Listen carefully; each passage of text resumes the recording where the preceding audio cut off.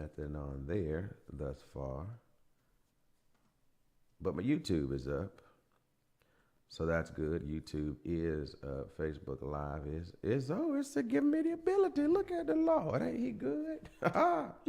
So again, good morning to each and every one of you. Thank you so much for tuning in to Wncr-Tv Now as we talk about things impacting our state, our city, and our nation. We are now on Facebook Live. We're also on YouTube Live, so we're doing it all. How about that? What else is going on? Live on WAJA 102.5 Rocky Mount, live on WNCR TV. And let me go back here real quick, and then let me get my background the way I am used to it. How about that? Let me get that situated. Looks like we got that situated. So now we can go here instead, and now I like that background better than the old blue wall situation. How about that? Just magically grew a whole wall behind me. Ain't television and technology amazing? I tell you. Wow, that's an old... Oh, I see what that is. All right, so let me go to my Facebook page and get that shared real quick. Good, easily and convenient right here. I can go here, and then I can go right here, and I can say good morning at highlights. And you can tag the page, and that's just because I can. Oh, I forgot to share the YouTube link as well. Let me do that too. While that's fresh, just in case one goes out, you got the other. And so we are good to go at any rate there. Copy. Let me open. Nope, Facebook's already open right here. Well, let me just open that Facebook. Let me just do Facebook. Second copy right there. And let me do this post real quick. And we're going to paste. Can we paste? Now we can. Okay. Check us.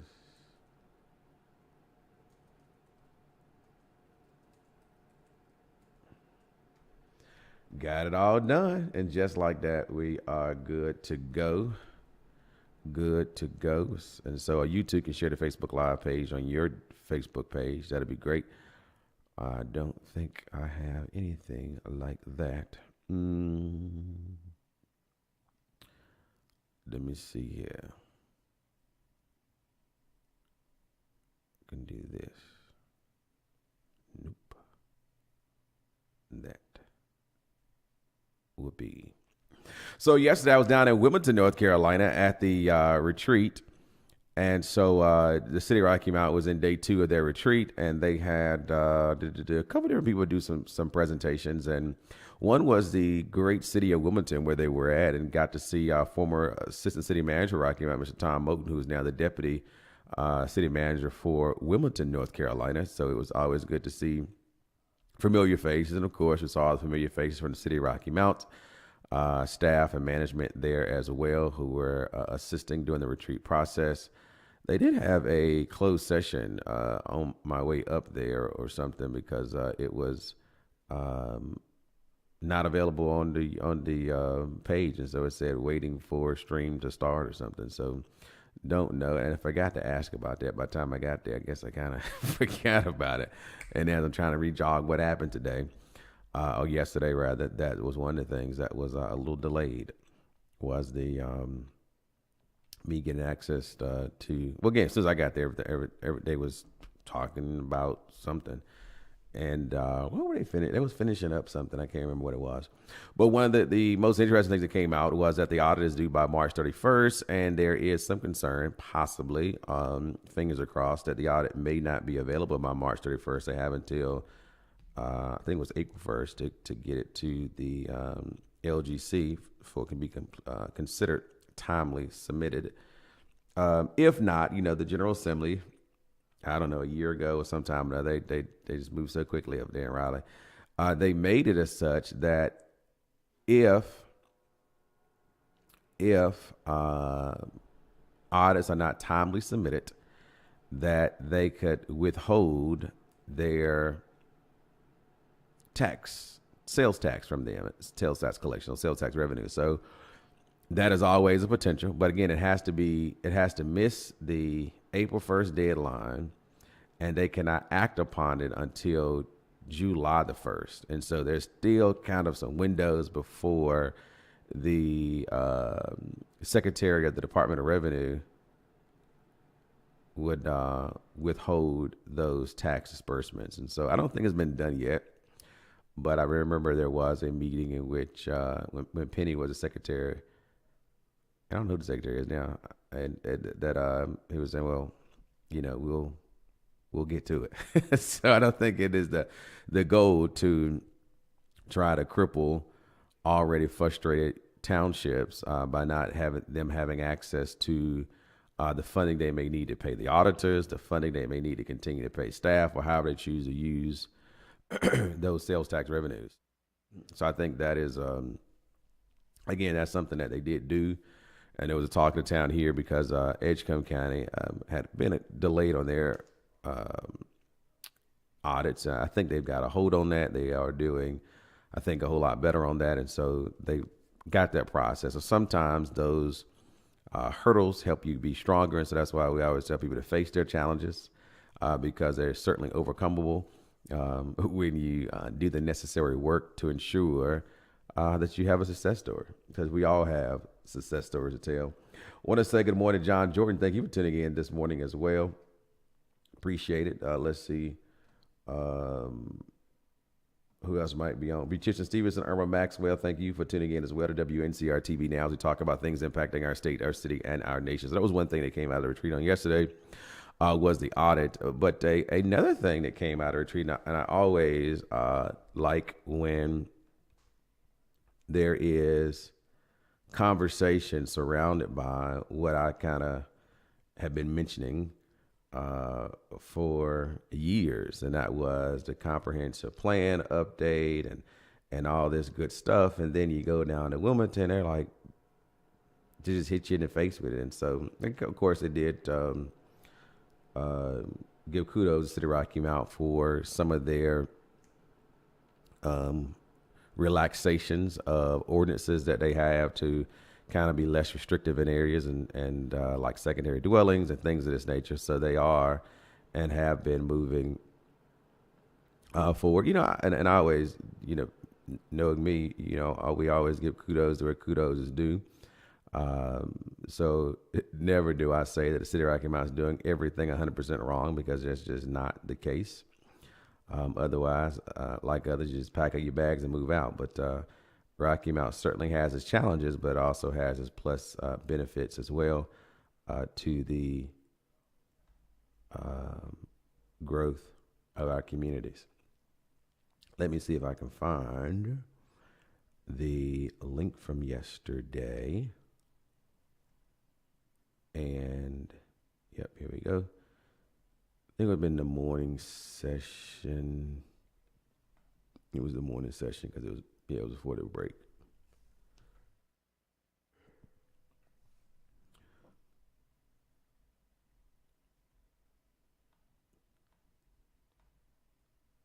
Yeah, I came in on telling of Joseph Bocook. That's right.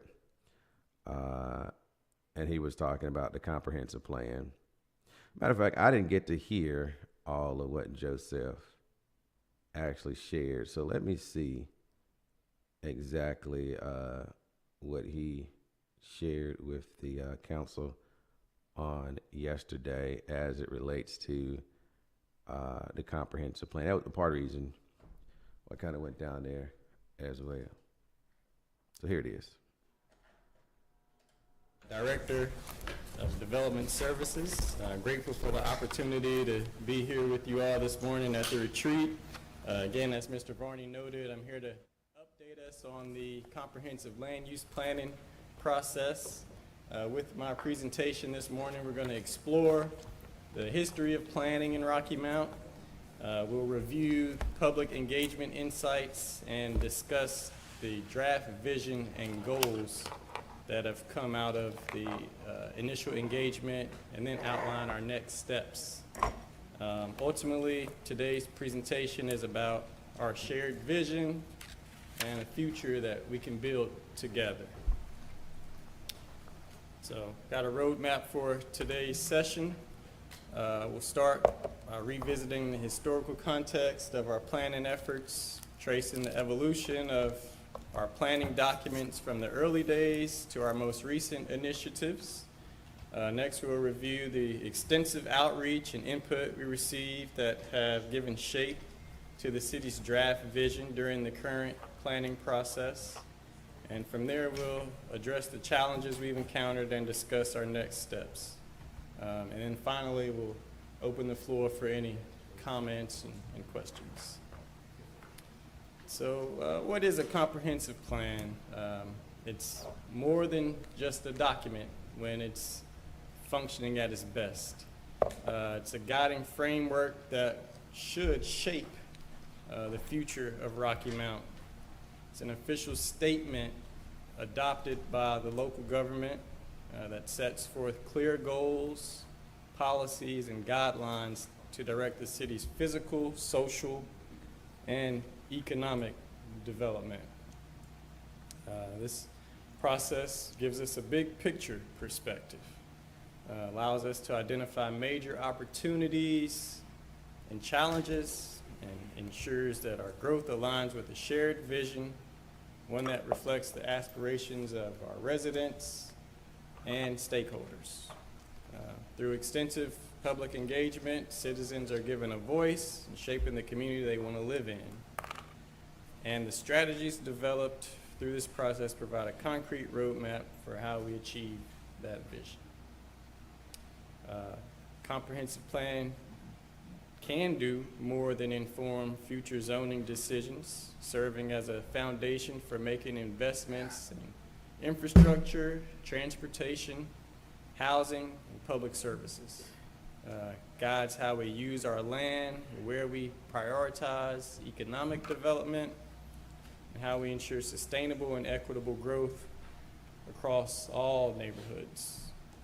Ultimately, this plan is a commitment, statement of values and priorities that will impact Rocky Mount for generations to come.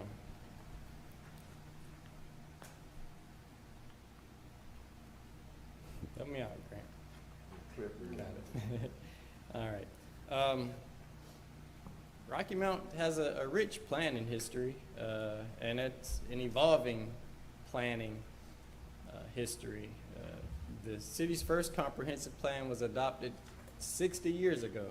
It was called the Stage Development Plan, and this was a pioneering effort by what was then the Planning and Zoning Commission.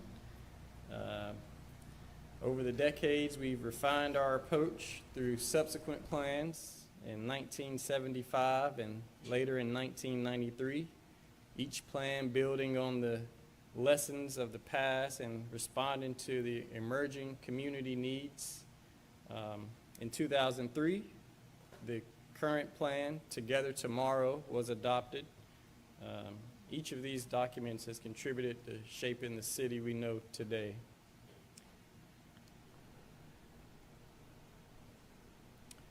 Our first comprehensive plan for Rocky Mount. So I'll stop right there with that. But, you know, just even looking at that slide, again, I didn't get to see it yesterday because I was on the way there. But in a 60-year span, the city has had 4 comprehensive plans.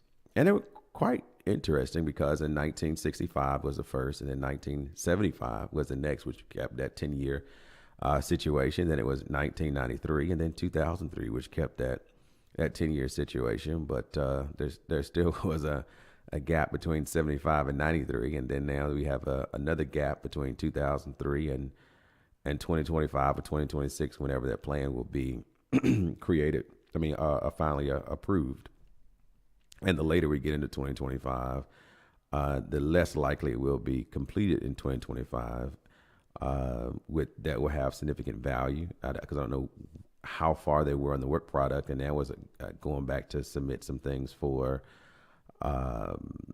budgetary purposes to go out and accept BS with somebody help them with the plan type situation. So that was interesting. So I'm glad that I got to hear that. But again, this is available on the City of Rocky Mount's website by accessing their Facebook page there.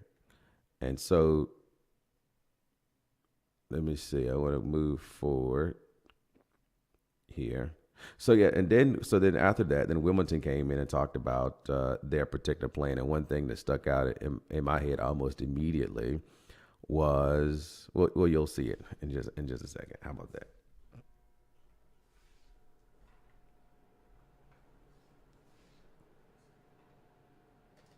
President and CEO of Wilmington Downtown Inc. So, without any further ado, I'll turn it over to Linda for the presentation. I also have hard copies of the presentation. I'll pass out as Linda starts.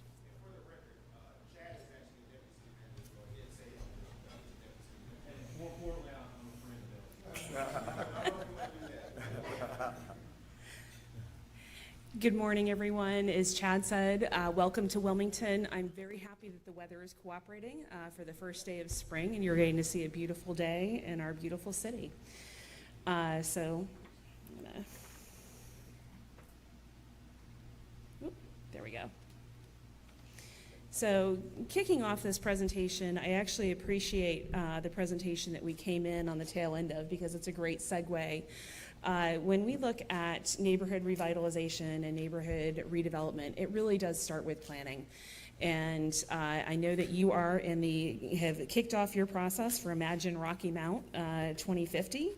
And we are actually coming up on our 10-year anniversary of our comprehensive plan, which was adopted in 2016, and it was Create Wilmington. And it was built around 7 themes, and much like what you are doing, it was built on the feedback from the community. So this was a community-based plan that identified what was important to them in terms of creating a place for everyone, which talks about not only neighborhoods but affordable housing. How do we get around our city? How do we manage growth and traffic? Regional collaboration. We cannot do it alone. We need to work with our partners, which is why we have one of our partners here this morning, Christina Haley from WDI. How do we deal with changing places? There are places that everyone in your community loves. How do you continue to honor those and also recognize that there are changes that are coming as our communities grow and change?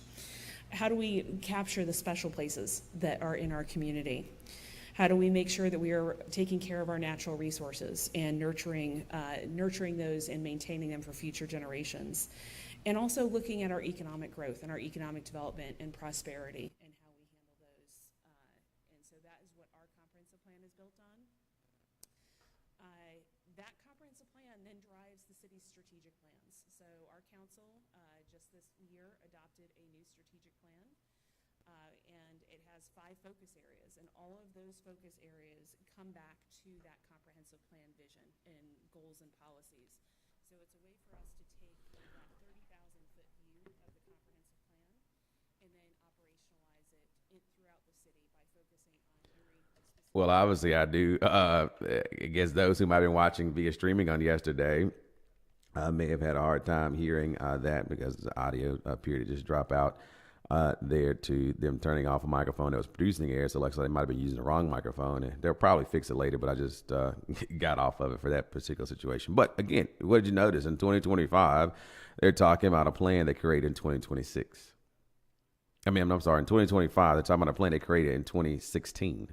And so that is within what we would seem as the normal. However, Rocky Mount doesn't have to follow everybody else. Obviously, Rocky Mount has been following its tradition and kind of having a 20-year gap between a new segue of plans. And if then you got to ask yourself, does that work? And if so, then are we satisfied where we are today? And I think most residents would say no, that they want to deal with affordable housing. They want to deal with safer and vibrant communities. They want to see new opportunities for economic development and growth and retail and things of that nature within the community.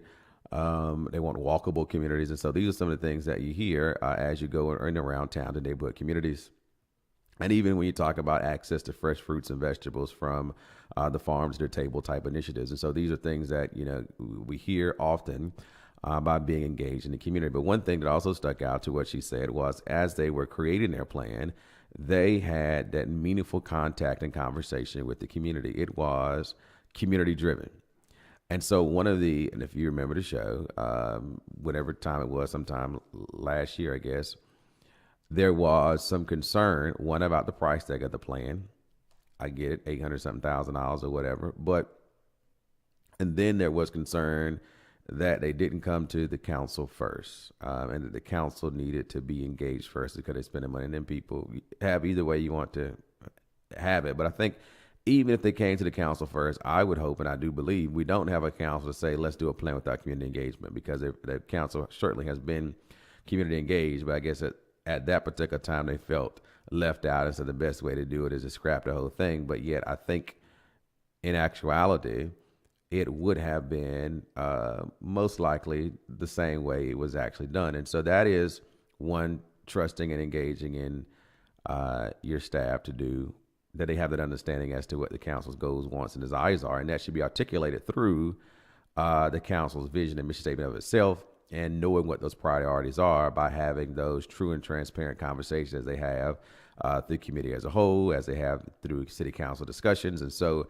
it's not really hard to determine what has been a priority at Rocky Mount City Council. And one thing has been and continues to be affordable housing. How do you make and rebuild neighborhoods and communities that have been torn down, marginalized, and disenfranchised? How do you reshape and balance those things? And so I think you're very clear on that. And I think that message also is the articulation of what citizens in our community are saying.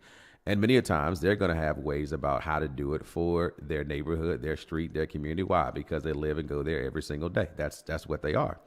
And you cannot expect that 7 people, 8 people, including the mayor, is roaming around every inch of Rocky Mount every single day and know what the ills are, know what the challenges are, know what the benefits are to particular neighborhoods and communities, and what is worth saving, so to speak, and what people are going to die on a sword for if you were trying to dismantle it. I think those things are how you engage with community engagement, to have one of the best and beneficial plans that have long-term growth and a positive trajectory for community growth.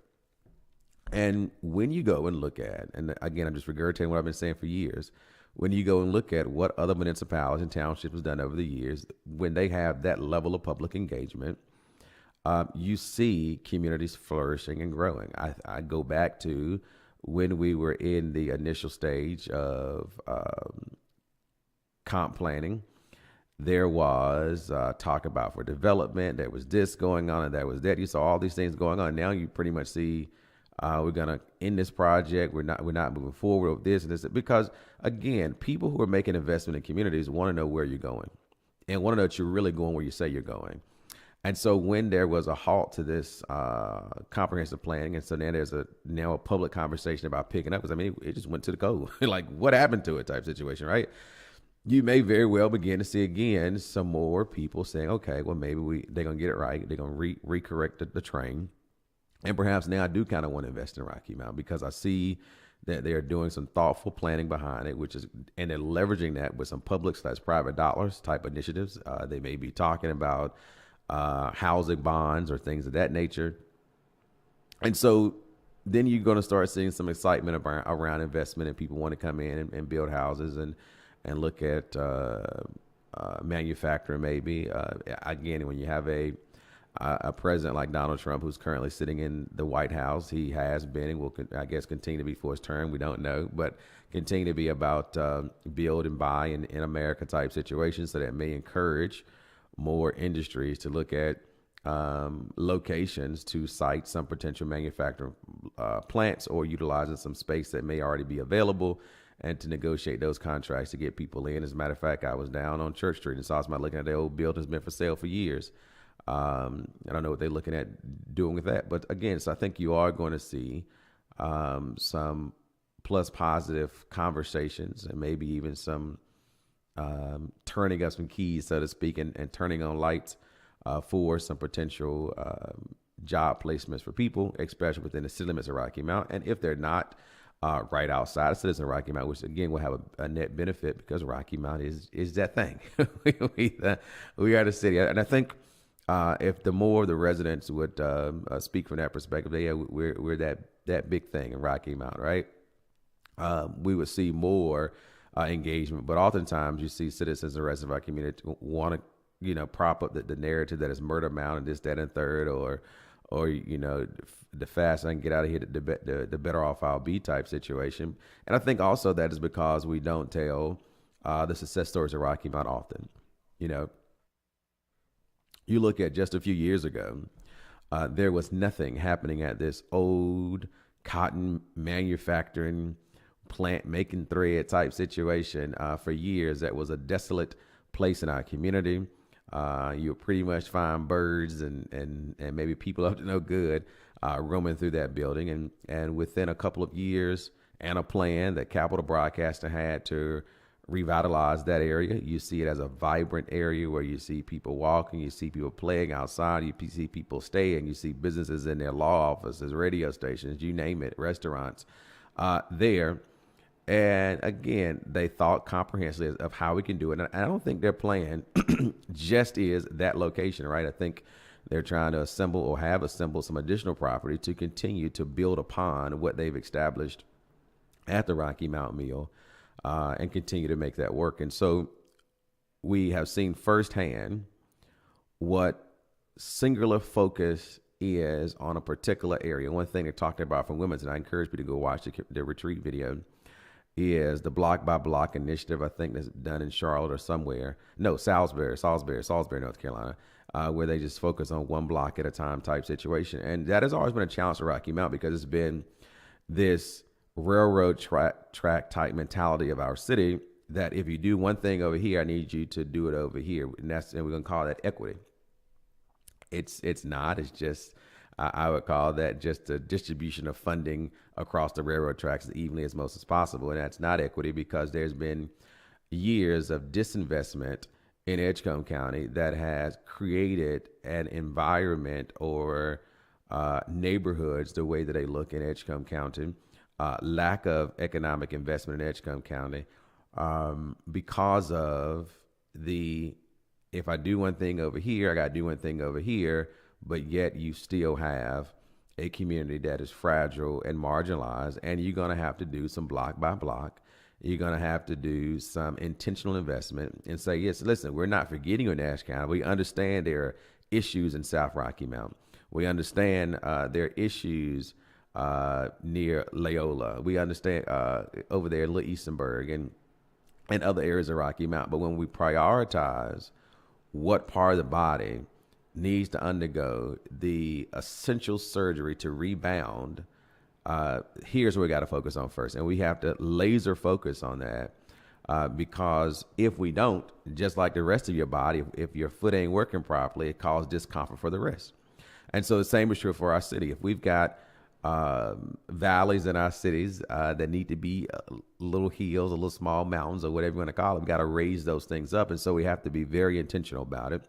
And I hope that the comprehensive plan would kind of look at, okay, now that we have areas in our community, which for one term, Peter's didn't like the term, but blighted, how do we then deal with an effective way of either restoring what was once there, or the residents that are currently there, what would you want to see there? And what do you think would entice to build more neighbors to your community if you had this, right? Or if you had that? And I hope that is what will continue to happen with the comprehensive plan throughout these next couple of months as they re-kick that back off to hopefully have a completion of what it is. And I saw some of the completion dates as related to finding a firm. I think that was one question that Councilman Tom Harris had about how would the city council be engaged in the selection of firm. Obviously, the city council would have to vote on it because it is going to be a contract greater than the required amount that the city manager can sign off on by himself. So that's kind of where we are. I want to say good morning to Melinda Ingram, Gloria Brake, Marvin Bowden, Rita Joyner, Outerbridge. Good morning to Troy Davis, Deborah Gunter, Allison Williams. Who else is up here? Jacqueline Leonard Randolph, Candy State, and Bernice Harris. Good morning to all of you. Thank you so much for tuning in to Wncr-Tv Now as we continue to talk about things impacting our state, our city, and our nation. Thank you, Alfreda. Thank you, Allison, Deborah, and Marvin for also sharing the Facebook Live video. Greatly appreciate that as well. And if Facebook was to go off for some odd reason, remember we're also streaming on our YouTube channel. So check that out too. You can subscribe there to the YouTube channel so you'll know when we're on the air. Because sometimes Facebook don't want to cooperate. Sometimes YouTube don't want to cooperate. So we try to have two different opportunities for you to be able to see it for those who may not have cable or those who might be watching from out of town or whatever it might be.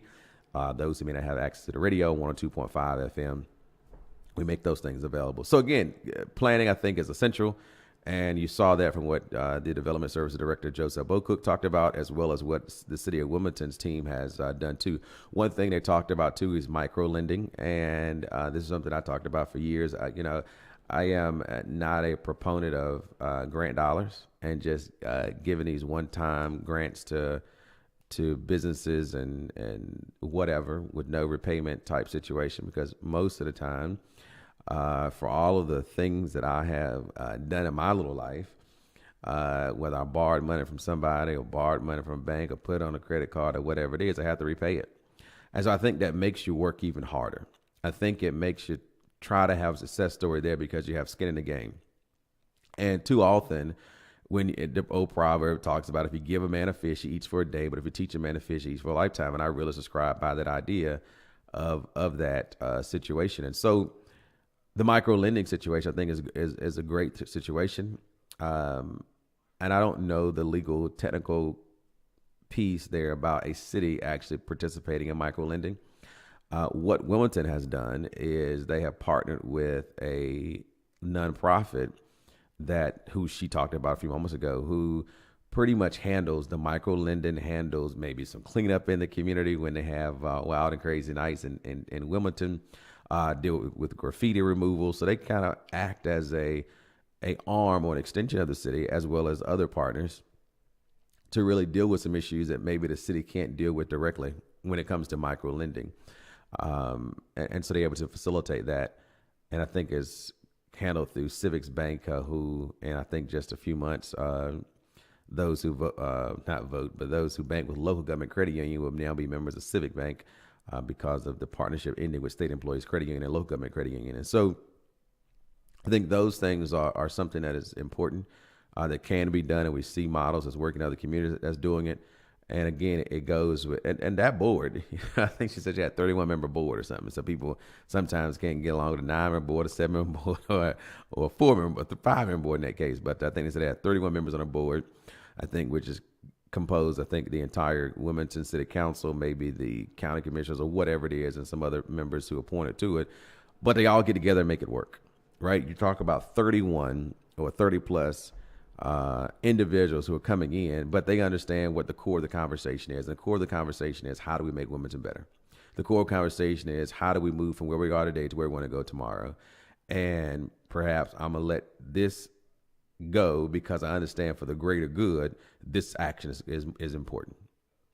This is important. How do we, I think her goal was to make a downtown of Wilmington a $1 billion valuation, and they're at $700 million right now. And so those are goals to have. And so then the question is going to be, if we ask our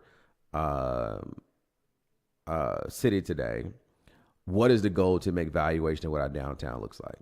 Or the valuation of any community in our community? What is the goal to strengthen that tax-based land there, which also increases the assets of the owners who have those particular properties, because if they were to sell them later on, they're going to be worth more than where they currently are today. And so what does that number look like? What is that number for around the mall area of our community, or whatever areas they're wanting to work on, or the Beale Street community, which was talked about on yesterday? What is the goal for that? And while housing is always going to be needed, and make it affordable as well versus market rate. That's some conversation you got to have as well. Or how do you have mixed use? And that is what Wilmington kind of looked at as well, that middle of the road housing, that kind of, well, that ain't mixed use, but that middle of the road housing, affordability, where you can kind of combine it all. So you just don't have a low income driven community, which then of course drives down price versus building it up. So if you have something to kind of balance it out, it creates a taxable land mass that makes sense, right? And it also helps the city with leveraging its ability to borrow, because the city's ability to borrow is based on what its taxable land size is throughout it, the land amount is throughout its jurisdiction. And so that's important as well. And that's just by, law as to what a city can afford or try to borrow up against this amount. And so those are things you got to take in consideration. So that is what a comprehensive plan also kind of, when you have these comprehensive plans, thinking comprehensively about land use and where you want to see it go, couple that with strategic plans, and the city has done some strategic plans to some degree. They have, kind of done some strategic plans or kind of looking at some strategies they can do to implement different things. And they also have some corridor studies, right? How do we, make this corridor, better and vibrant and these kind of things. And then though, once the plan is there, once the strategy is set, then how do we employ that strategy so we see it come to fruition and not just a plan that we paid for and just put it on the shelf somewhere, and not saying it's going to take 14 years or 30 years to do it. If we are intentional about our actions, it can happen sooner than right now. Because again, when you look at the movement of Wilmington in the last 12 years, they have been intentional about what they're doing, what they want to do, and they're doing it. And Rocky Mount is no different from that when you talk about our location, when you talk about our easy access to the coast, our easy access to a major airport. We are in a unique situation where at some point, we have to have a coming to Jesus meeting and decide, we're really going to do the work. When you talk about the number of educational opportunities that are here from two great community colleges, from Edgecombe to Nash, both complementing each other on what they do. And when Edgecombe was focused on the healthcare component and having some state-of-the-art equipment and teaching abilities, where you have students from across this state come to Edgecombe County School to learn the medical profession, right? When you talk about the contribution that OIC makes to the community, from healthcare outcomes to industrial training and things of this nature. So when you start packaging all of the educational tools, and you still cannot forget your partners with Edgecombe County Public Schools and Nash County Public Schools, that has to work in tandem as well. And so when you think about the educational sector, when you think about the health sector, then you start thinking about how do we make land and homing more affordable, then access to retail development, from grocery stores to affordable medication too, with pharmacy and things of this nature. All of those things are important, right? They all are important to the success and survival of our city.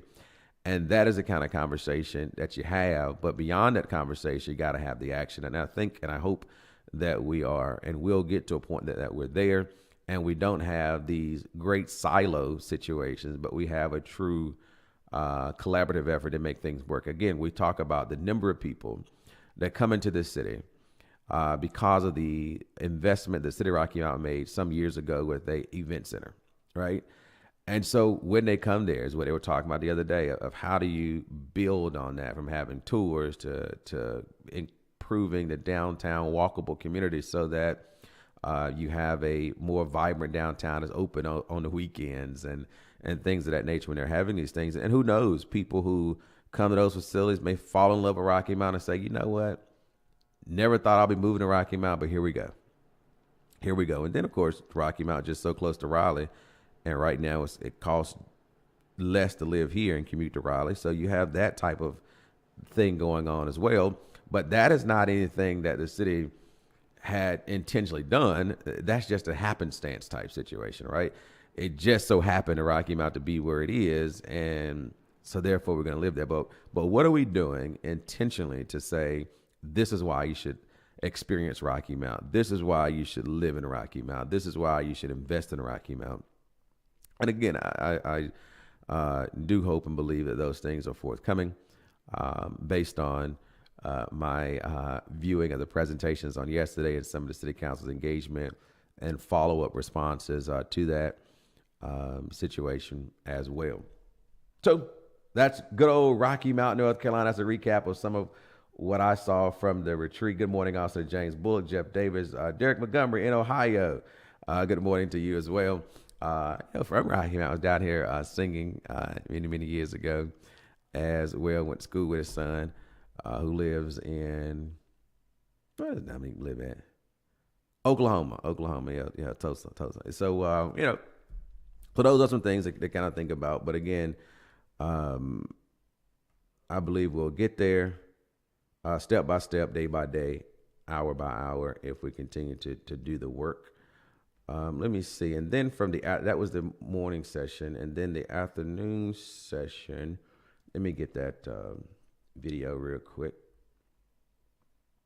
as well. And so this is when they were talking about the potential of a late audit here. And then Ken Hunter gave some conversation. I think there supposed to be some budget conversation go on tomorrow as well. So we will listen to this situation as well. To come up and talk about where we are with the audit.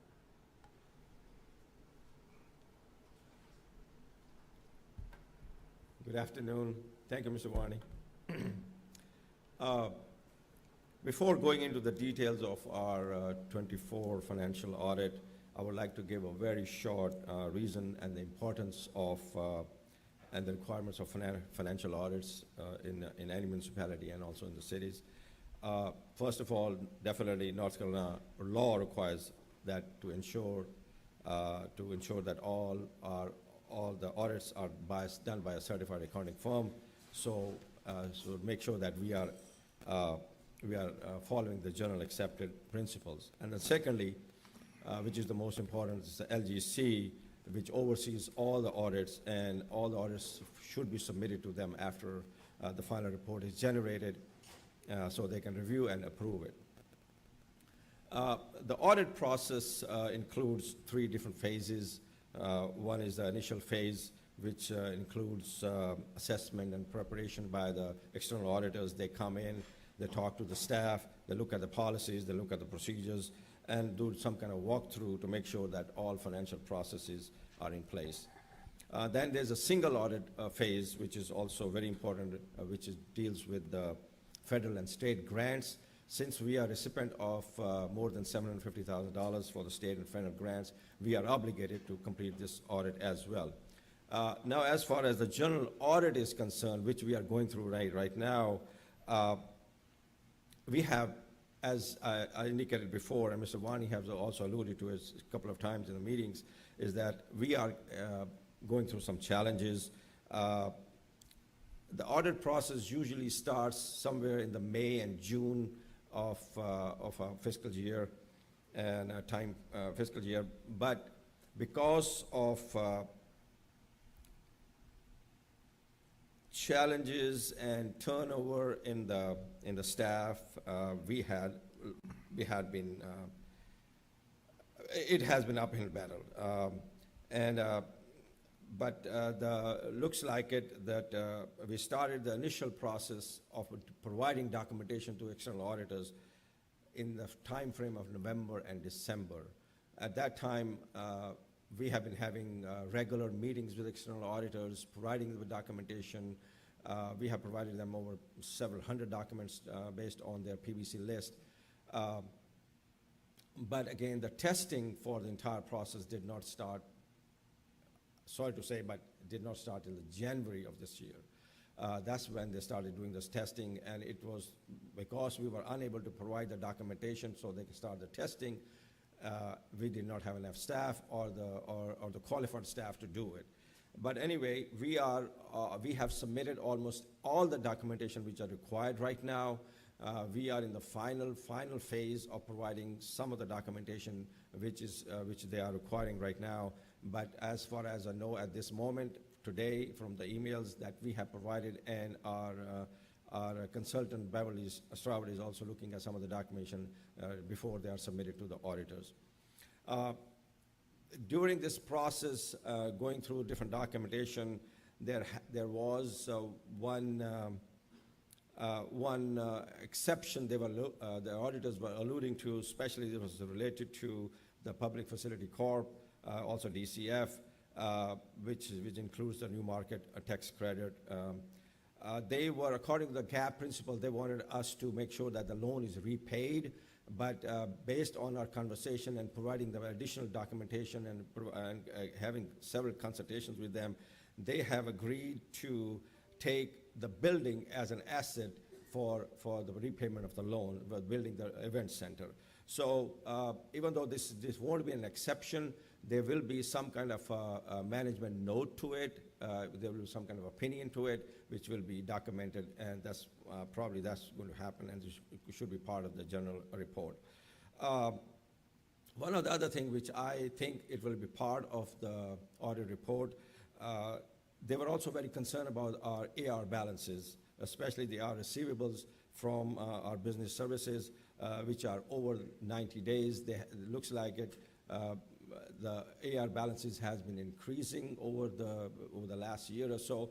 We have provided some of the explanation to them. Thank you to Ken. He was very, he provided some of the information very correctly. Is that because of we had combined all the utility bills, and it was kind of a issue for the citizens. You pay that lump sum amount. That's why maybe the AR balances has increased over the 90 days. But they might be, looks like there will be opinion too by the auditors indicating that we need to look at our policies, procedures, how we can, either we have to write off some of the accounts. I did tell them that we have a process in place. We have a collection agency. We go through a process of 90 days, 120 days, and then go to the collection agency, and then they kind of do their system to collect the money, or whether we have to write off. So I'm gonna stop right there with the auditor there. I mean, whatever his title is right now, interim finance director, was internal auditor. I don't know, but talking about because we have combined bills, and this is why the accounts receivable and business and collection services are more than 90 days old just sounds crazy to me, because this city has had combined bills for quite some time. They didn't just start this in 2024 making combined bills. That's just not what they done.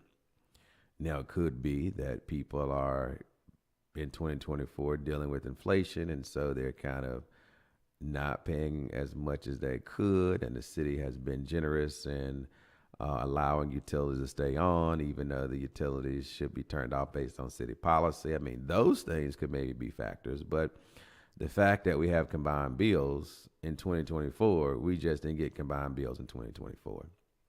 One other thing that he said that was quite true was the turnover rate, and calls, different things that go on, and this, that, and third. And that's, that's why you just can't get into an organization and just say, let's fire every darn body, right? Similar to what we see happening in Washington, D.C. Let's just fire everybody. Then you get some backlash almost immediately because how strong those organizations are and what's needed to help the survival of the institution.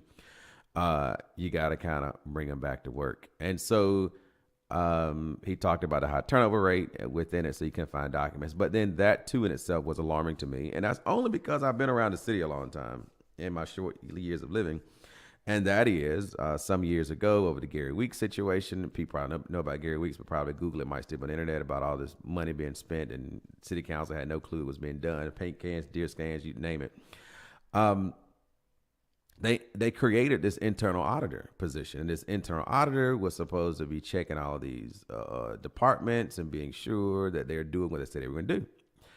And so for me, if we have an internal auditor's position in the city of Rocky Mount, there should be zero question about not having documents prior to January of 2025. Because if the internal auditor's position was filled and they were doing what they're supposed to do on a daily basis, there should not be any missing documentations, or even when there is staff turnover, the city had incorporated through policy, through the creation of a position, an internal auditor that might supposed to have another helper with them or whatever, that should have caught this almost immediately. And so then the question is, how do we then go back and look at the functionality of the internal auditor? What are they actually doing or should be doing? And is that job position properly filled with the person who's going to do his or her job? Okay, so there were things that at least the city council many years ago were putting safeguards in place to create and prevent things like what he is now talking about from happening. So that's why I almost give zero excuses or acknowledgement to excuses or this, that, and the third, because, I was sitting in those rooms when they were having conversation in a public way about doing things to prevent it. And I'm not saying stealing is going with the city. By no means am I saying that. But what I am saying is that documentation and paper trail should be readily available based on the functionality of job positions that were put in place at the City of Rocky Mount. So while we're having this conversation in 2025 is unbeknown to me. And if you're going to have an internal auditor, then have an internal auditor. But if you're going to have an internal auditor who's not going to work, then that's one of the first people you kind of got to get rid of because they're not doing his or her job. And maybe you need to go back to the way it was done at one time in which the internal auditor reported to the mayor, or maybe even you can create your finance committee of the council in which the financial auditor reports to that committee of people. I mean, there's some things you can do to even tighten up and strengthen that situation, and that they only report to the manager administratively, because some concern was, can an auditor do, when it was creating the situation, was can an auditor do his or her job successfully if their boss is the manager, and the manager say, don't look at this, then what's the internal auditor got to do? Don't look at this. They want to keep his or her job. And so the initial goal was to have that auditor kind of report informally to the mayor. Now, maybe you may want to figure out how the internal audit may report to the mayor and two council people, and create some finance committee where the mayor is a standing ex officio officer or chairman of that committee, as well as two people on the city council who would be considered the finance committee or some sort of thing, and that auditor reports them. So you're having this monthly check-in with the auditor where you can ask these questions, so we don't have what we may be going into today. So forget the whole turnover situation, all these excuses as to why things are not happening. One of the major things is the internal auditor obviously wasn't doing his or her job, and who the internal auditor was at that particular time. Okay, well, look, good morning also to Matthew Tillery. Thank you for tuning in to Wncr-Tv Now. It looks like I don't think I have this extended, so I'm going to probably get off right at 9 o'clock. Let me check, because I ain't going to change it if it ain't. If it is, I'll change it. But if it ain't, I ain't worried about it. Yep.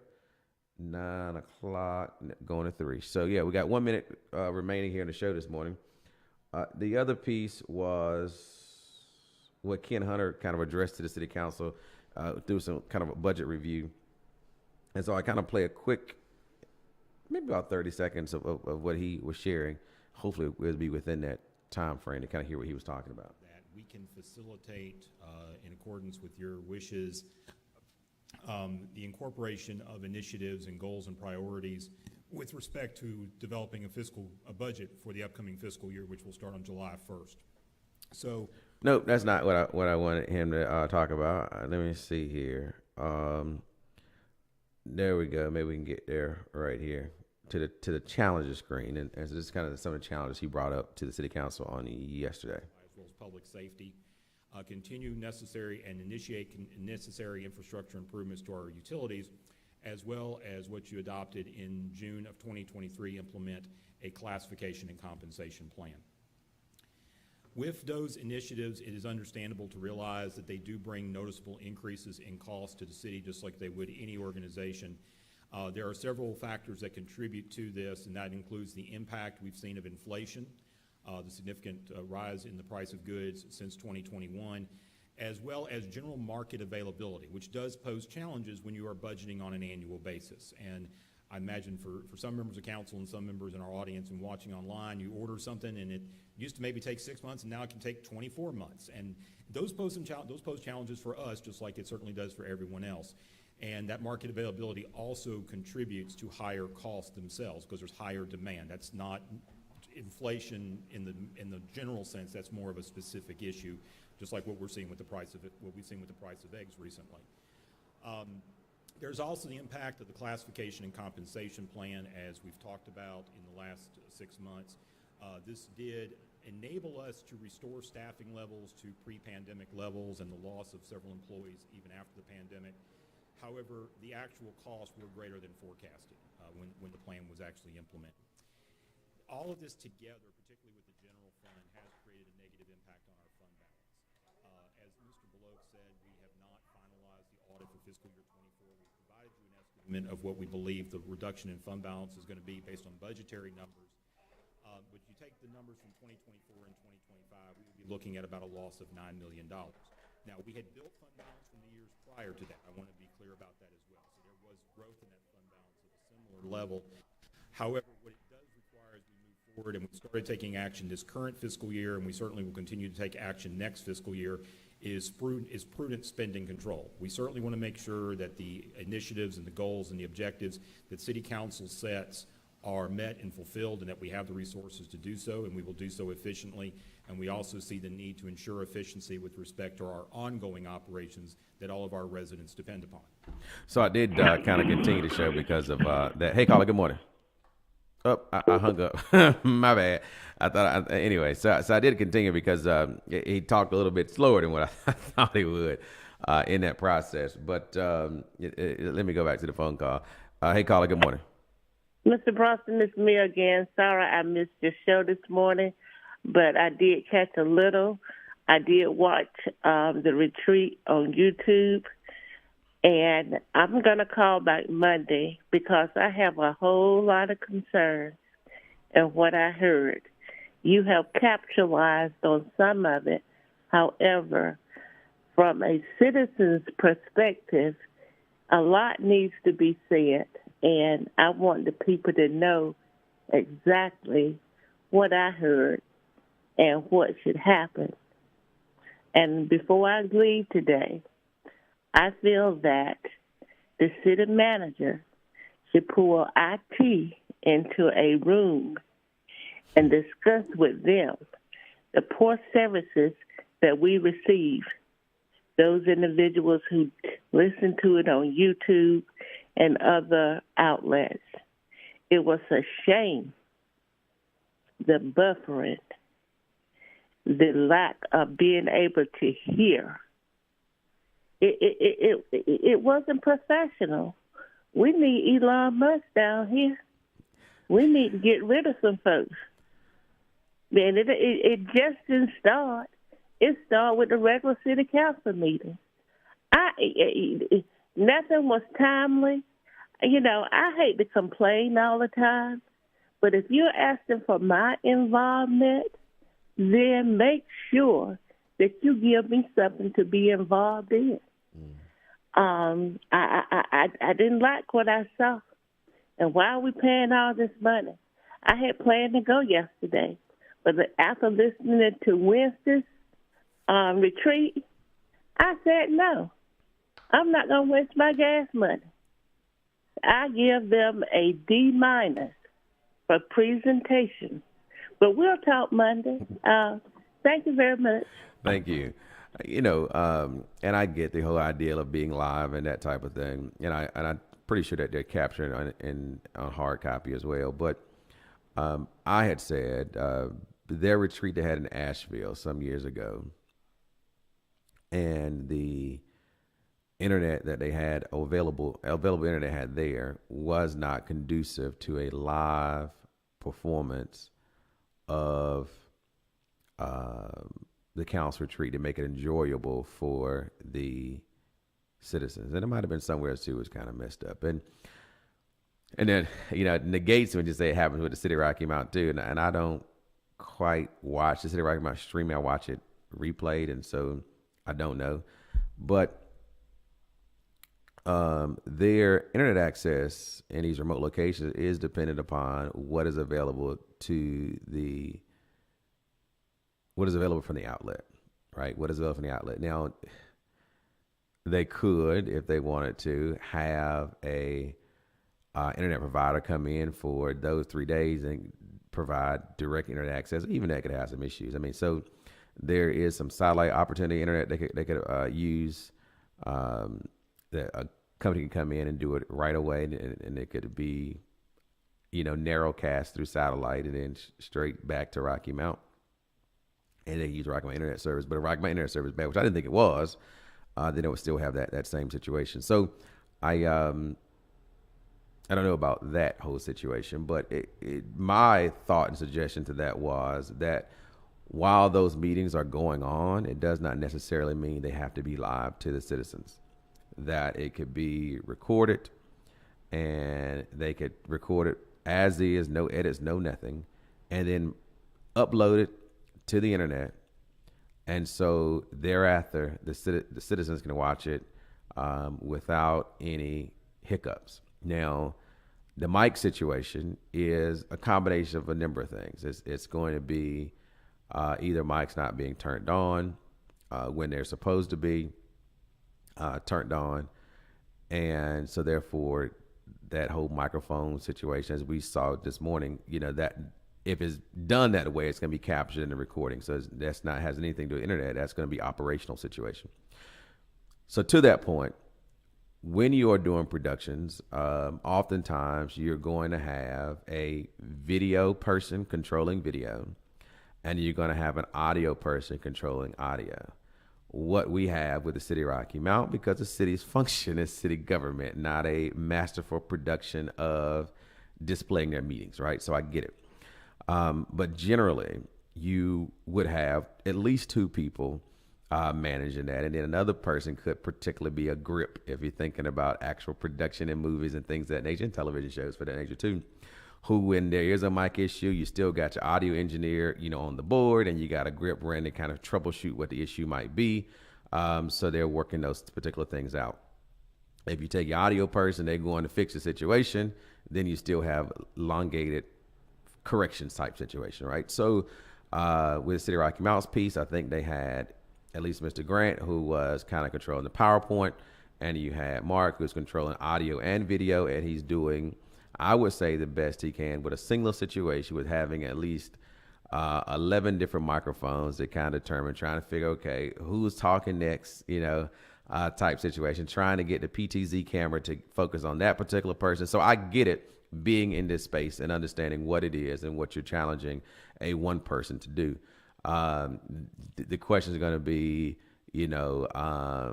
can the city afford an additional person to be with that group? And the simplest answer is probably yes. The realistic answer is no, because the functionality as to what that person is actually, how often they're working, is going to be just at a couple of council meetings and win a retreat once a year. And so to have a full-time person to do that will be no. So the other opportunity to that is say, well, you could have a person who's trained in those skills, who also doing other things in the interim, so that therefore you got this position filled, but then they also know they got to leave that position and go handle this when there's city council meetings, or lead this position when there's retreats. And so that might could work type situation, but I get it. I understand it 100%. Hey, Colin. Mr. Bronson, you're doing a good job in trying to clean that mess up. Oh, but let's call a spade. Wait Wait a minute. Let's call a spade a spade.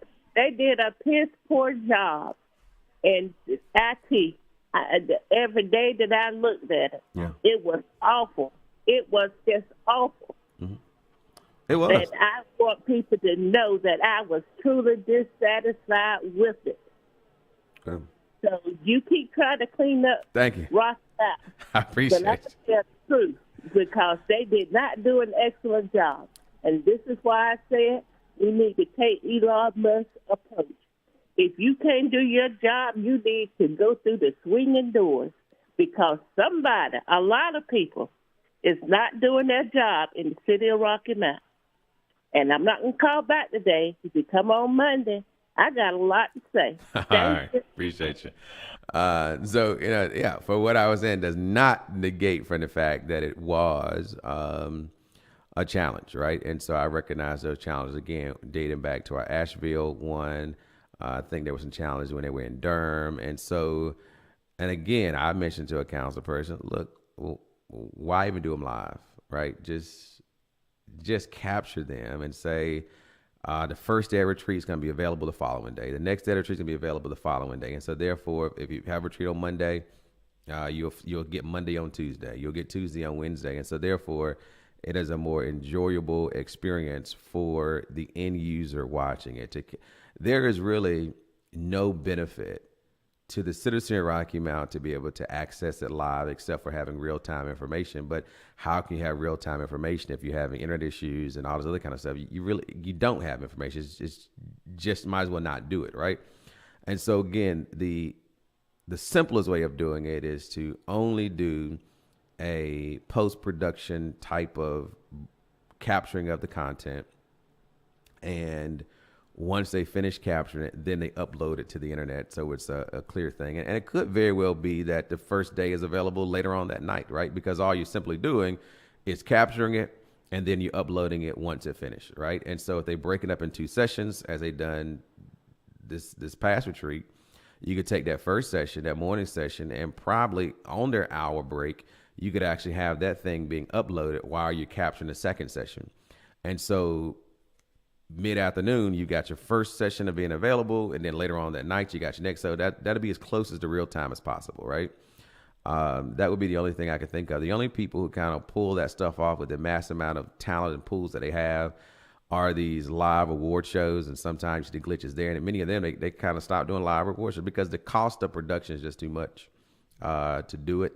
When you can go back and edit some stuff, and they try to reduce costs as much as possible. So I get it. Being in that space, but I also get it from the end user perspective, because I too am an end user of their content, and so it can be challenging. But anyway, I've talked enough about that, and won't plan on staying on past 9 o'clock. I got stuff to do. Don't forget, today is Fish Friday at Pop's Diner, 132 South Church Street, downtown Rocky Mount. Go check us out at Pop's Diner, open from 11 until 6 p.m., as well as Gotta Have It Auto Sales, where I'll be probably much the remainder of the day from 1211 North Wesleyan Boulevard. Of course, Promising and Child Care Centers enrolling children, depending on the age of the child and the time of services that you need child care. We have that availability for you as well. I'll see you back here to Monday, hopefully. I don't know. Actually, I don't know if I'm going to come on Monday. Then I think about it, because I may go and check out the legislative breakfast. The city council is having a legislative breakfast on Monday. That's also on Facebook, and so they'll have their state delegation there, hopefully in full. And I know one thing that asked the state to do was to help them pay for a new judicial center. And so what I would argue is the money that the state gave was pretty much a down payment on judicial center, and that they should ask the state delegation to give them some additional dollars for that, so they can finish that project out and move forward from there. And many a times, while the city has the responsibility of maintaining the judicial center, the things in which people go to court for are generally dealing with general statutes. And so I would argue that the burden of the shared responsibility, most of that should be on the state. And as much money as they're not spending on other things, they should be able to facilitate the necessary dollars, 15, 20 million or 40 million, if that's what it takes, to sharing the cost of the creation of a new judicial hub for Rocky Mount, as well as then the city then repurposing that other building to a space beneficial to the community when it comes to additional affordable housing, a recreational facility, and community space. I think would be paramount. And even for understanding some of the residents in the ward, like the fact that there is a police presence there, is to have some type of substation available in that building, so that there is that police presence, immediate police presence in the community as well. So those are some options. I think when you talk to residents, you'll have a better feel as to what's going on. And so that's what I spend time doing. I hear you on television, hear you out in the communities. And so don't think that I'm some know-it-all or not know-it-all. I am one who like to engage in conversation with people and spend more time listening, especially when I'm out in the community, so I can spend a lot of time talking when I am on television, but also break for you to call in and share your thoughts. We'll see you again the next time I'm on the air. How about that? On Wncr-Tv Now, to talk about things impacting our state, our city, and our nation. Make it a great weekend.